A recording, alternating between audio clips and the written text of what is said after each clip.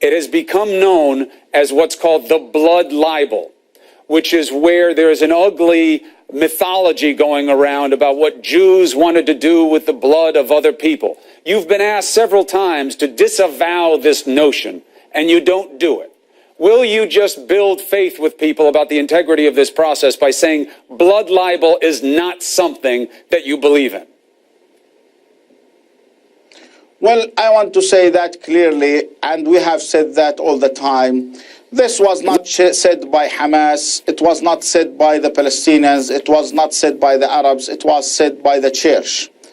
We don't say that, and we don't have that in our culture. Good. What we are saying clearly, that we don't have a problem with the Jews for their religion. In fact, we respect their religion. We respect Moses, and we believe him like we believe in Muhammad. So you deny blood libel? A religious war. It's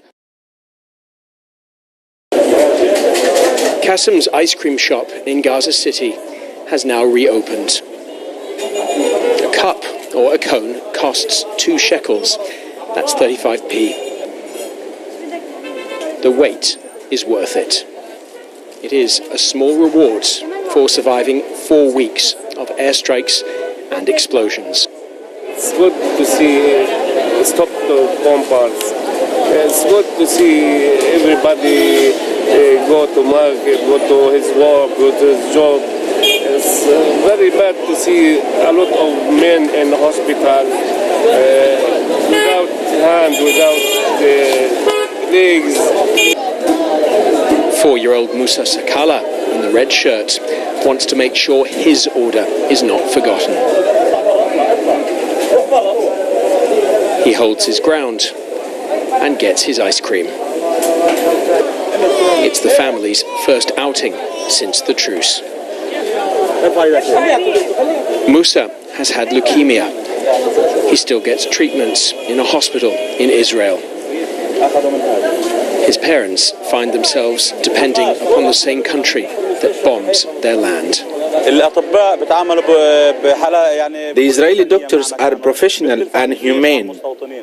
They even call us during this war to ask how our son was. But the Israeli army is different. What they have done to our children is barbaric. How do you even begin to clean up here in Gaza?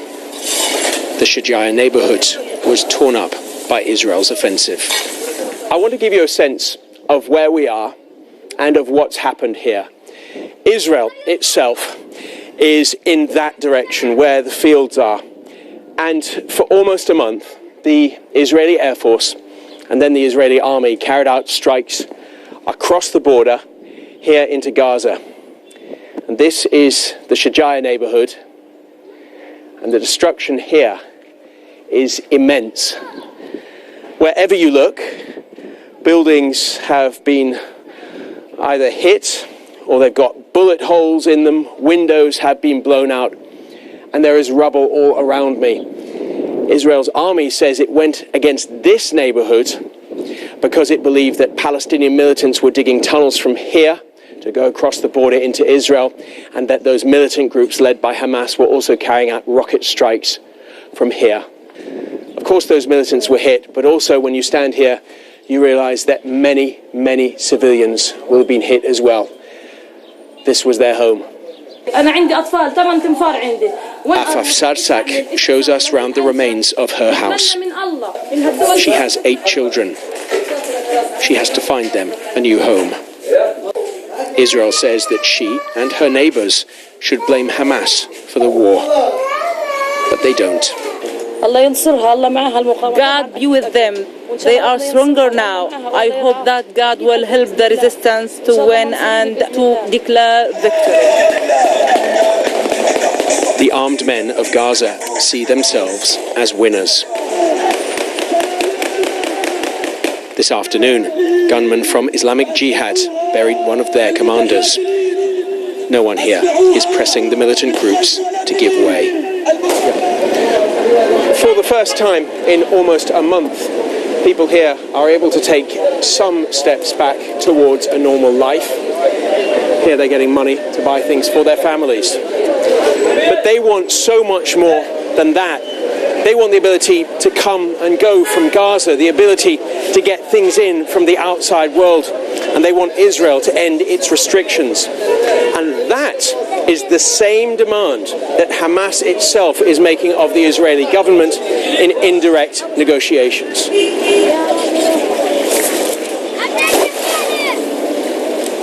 In the harbour, fishermen are slowly getting back to work. There are a lot of fish here now, because fishing was banned for a long time. It was very dangerous for fishermen, so we hope that the calm will continue. For now, fishermen and swimmers enjoy the quiet. But the recent history of Gaza teaches a simple lesson. Calm is eventually followed by another war.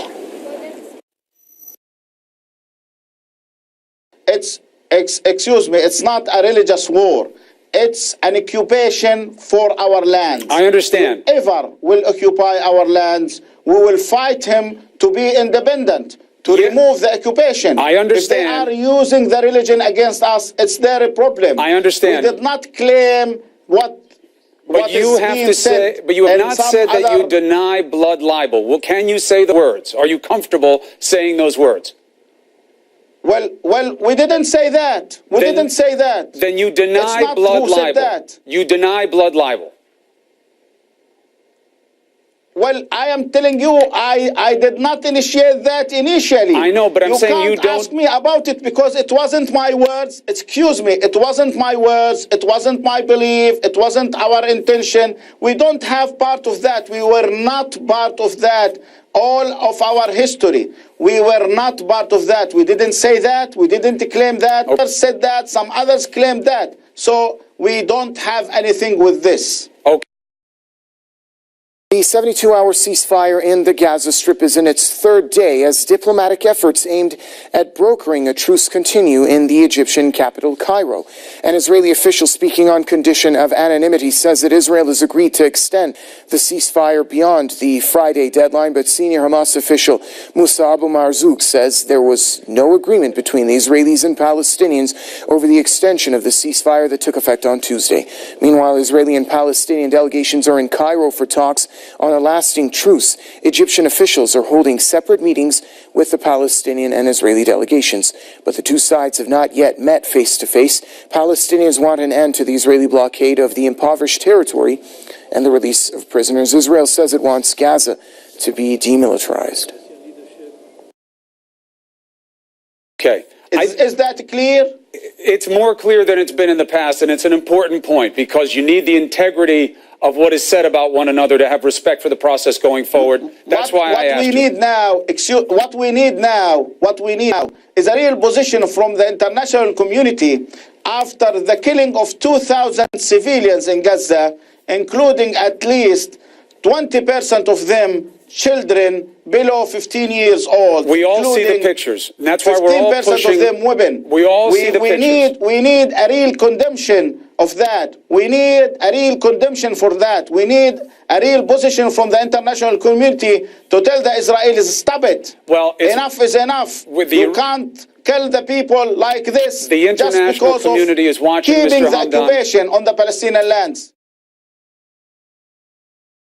Now, the 72-hour truce in the Gaza Strip comes to an end on Friday morning as the diplomatic efforts aimed at brokering a permanent ceasefire continue in the Egyptian capital, Cairo. Egyptian officials held separate meetings with the Palestinian and Israeli delegations. Palestinians want an end to the Israeli blockade of the impoverished territory and the release of the prisoners. Israel says it wants Gaza to be demilitarized. For more on this, we're being now joined by Egyptian activist Hazem Salem. Mr. Salem, thank you very much for joining us here on Press TV. Now, you're in Egypt right now as these talks are being held. How do you see the chances of reaching a long-term truce agreement? Well, I think it is rather difficult for the moment because the Egyptian side, one way or the other, is not 100% honest broker, and it is not siding with Hamas at all. In fact, they should be embarrassed. The Egyptian authorities should be embarrassed about keeping the Palestinians under the Israeli attack and not opening the crossing in Rafah. And now I think they will be pressuring the Palestinians to accept whatever Israel wants. And it will be a lengthy talk, but the fact is the Palestinians, all factions, are determined to impose their demands, and they put it into one list to the Egyptian authorities, knowing that Egyptians are not better than the Americans now when the Palestinians negotiate with the Israelis. Still, with more steadfasting of the Palestinians, with more support from the international global civil society, with more support from the pro-Palestinian countries, not Egypt at this moment. These demands by the Palestinians will eventually be achieved, but it will be a lengthy negotiation, and Israel might breach the ceasefire at any moment. Well, Mr. Salem, speaking of that, I'd like to pick up on that point you've made.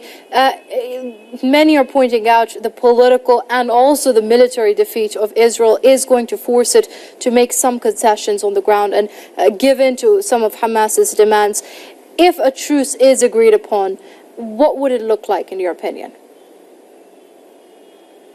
Well, the fact is this truce is going to be first negotiated as truce for truce or cooling for cooling without giving the Palestinians anything. And there will be an attempt to lengthify or to extend the negotiations without giving the Palestinians anything, because this was done with Fatah for many decades since the 1993 agreement. The fact is there will be more just wasting time by the Israelis and by the Egyptians on their side. And therefore, this kind of ceasefire has to come with certain demands by Palestinians met, including opening the crossing and ending the siege on Gaza. This is the main key issue which Israel rejects. Israel starts from the highest point of demands, demilitarization. It couldn't do it, so it cannot do it by politics. And we should know that Israel is defeated politically and militarily, but they wanted to win in the negotiation table what they did not win in the war. Therefore, the Palestinians are very determined to keep their demands clear till the end, no matter what it takes. All right, let's leave it there for now. That was Hazem Salem, Egyptian activist joining us from Cairo. Many thanks indeed, Mr. Salem, for your comments here on Press TV.